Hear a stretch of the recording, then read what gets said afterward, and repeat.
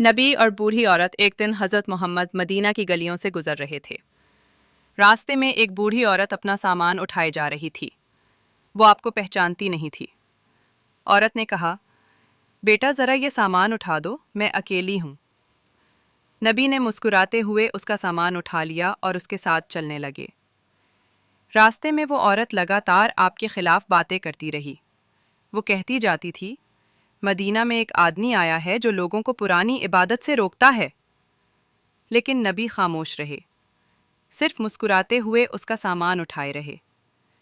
جب وہ اپنے گھر پہنچی تو بولی، بیٹا تم بہت اچھے ہو، تمہارا نام کیا ہے؟ رسول نے فرمایا، میں محمد ہوں۔ یہ سن کر بوڑھی عورت کا چہرہ بدل گیا۔ اس کی آنکھوں سے آنسو بہنے لگے۔